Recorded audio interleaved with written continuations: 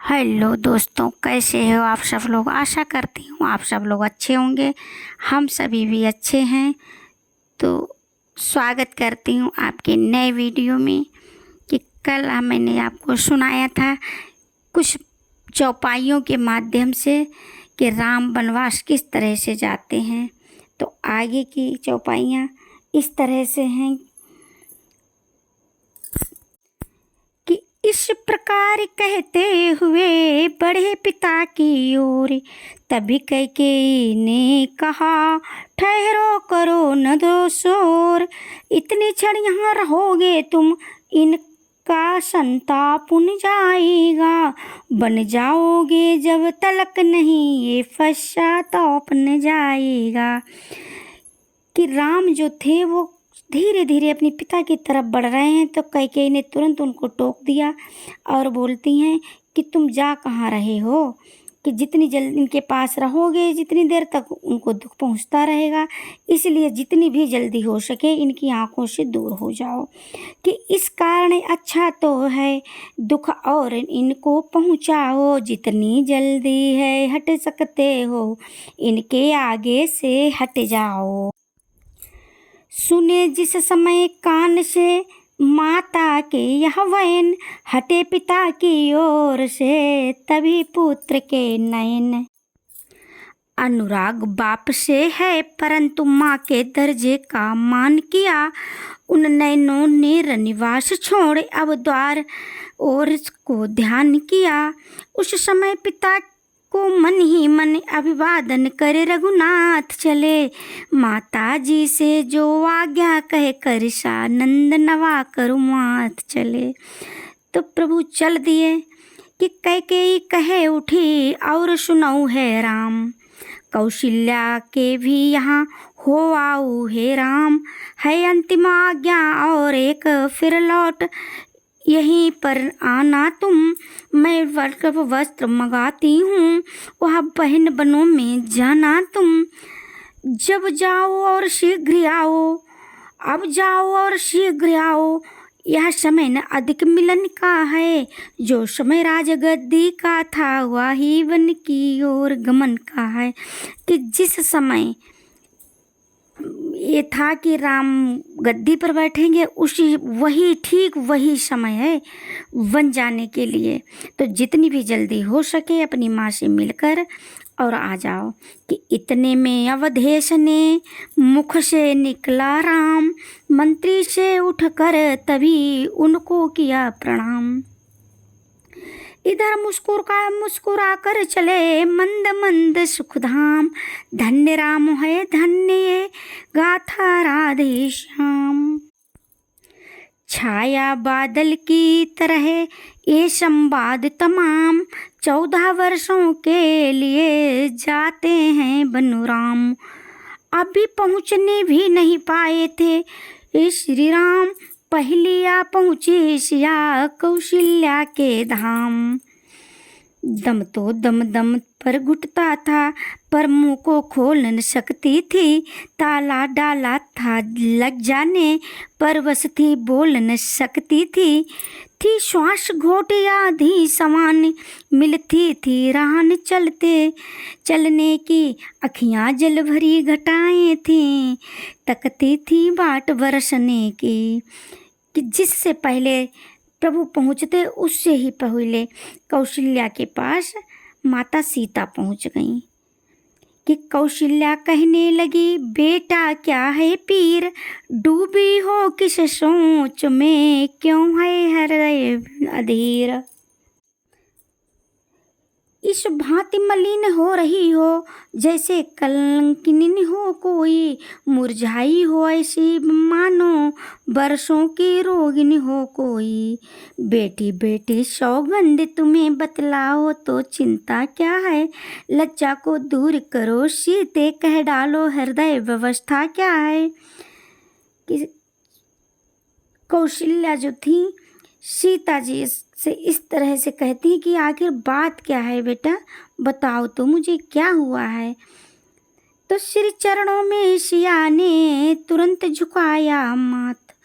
नैनों ने भी उसी क्षण दी 2 बूंदें डाल, रुकी हुई थी सांस जो उसको मिला निकास। बोल उठी तब जानकी लेकर धीमी सांस, लज्जा को कैसे दूर करूं, ये तो नारी का गहना है, पर माता आज्ञा देती हैं तो कहती हूँ जो कहना है। मजली माँ ने कौशलपति से वरदान ले लिए 2 चुन के, पहला तो भरत राज्य का है, दूसरा वनगमन का उनके। माताजी के न्यायालय में अब मैं भी आवेदन लाई हूँ, 14 वर्षों का जीवन का फैसला कराने आई हूँ। इस समय धर्म क्या है मेरा, क्या मुझको अच्छा है माता, मैं बन जाऊँ या यहीं रहूँ, कहिए क्या आज्ञा है माता। पत्नी के लिए एक पति ही सर्वस्व है, सबसे बढ़कर है, लेकिन मर्तबा सासू माँ का इससे भी ऊपर चढ़कर है आप पूजनीय उनकी जिनकी ये तुच्छ पुजारिन है, इसलिए आज्ञा की भिक्षा लेने को खड़ी भिखारिन है। यह सुनते ही गर्भ गिर पड़ी कौशल्या करी हाय, ठोकर खाए अंधा गिरे जिस प्रकार ऐसाय। सीता मैया के वचन इतने सुनते ही कौशल्या माँ गिर पड़ी कि यदि रोक नहीं लेती सीता तो और अनर्थ इधर ही होता, अत कैकेयी के यहाँ हुआ इत कौशल्या के घर ही होता। प्रसाद लिया था दशरथ का जीवन जिस भांति सत्यात ने त्यों ही रोका कौशल्या को, उस समय धर्म की दृढ़ता ने ठहरी कुछ धक्का लगा दी, फिर आंखें खोल, फिर जीने से स्वरों में लगी बोलने बोल। हाँ पितनाया का क्या चक्र रचा ये भीषण परिवर्तन कैसा, राज्याभिषेक होते होते 14 वर्षों का वन कैसा। तो मुझसे पूछ रही बेटी मैं बन जाऊं या रहूं यहाँ, मैं तुझसे पूछ रही बेटी मैं प्राण तजूं या जीऊं यहाँ। फिर चक्कर सा आ गया और मूंदे कुछ नैन, कुछ क्षण के उपरांत फिर संभली बोली बहन, मेरी क्या है मैं बूढ़ी हूँ, दिन शेष काट ही लूंगी मैं, यदि नहीं कटे पर ऐसा वज्र वियोग सिया तो किस प्रकार सह सकती है। तू तो चंद्रिका चंद्र की है, किस भांति पृथक रह सकती है। बेराजा हो तो तू रानी, बेयोगी हो तो योगिनी हो, बे यदि वनवासी होते हैं तो बाले तू वनवासिनी हो। बन तुझे अवध से बढ़कर है, जब संग है प्राणेश्वर तेरे, हो बन देवियाँ सास तेरी, बन के देवता ससुर तेरे। हो कृतज्ञ सीता तभी कहने लगी उठी प्रणाम, इतने में ही उस जगह आ पहुँचे भगवान। बछड़ा देखा और भी तब डकराई गाय, फिर मूर्छा सी आ गई फिर कुछ निकली हाय। कि राम को आते ही जैसे ही कौशल्या ने देखा तो फिर एक बार से मूर्छित हो गई कि जब रात पिता के पास गए तो उनकी बुरी अवस्था थी, अब माँ से मिलने आए तो इनकी वही अवस्था थी। होकर अशांत कुछ शांति धाम सीता से बोल उठे, आओ देखो मैं पंखा झलता हूँ, तुम तलबे माँ के सहलाओ। पंखा जब झलने लगा माँ का प्यारा लाल, तलवे सहलाने लगी पुत्र वधू तत्काल। आंसू से तो भरी थी आंखें घटा समान, झड़ी लगा दी उन्होंने उसे उचित समय उचित पहचान। सीता ने बहुतेरा रोका आँखियाँ कब रुकने वाली थीं, साजन को सावन समझी वे अपनी धुन में मतवाली थीं।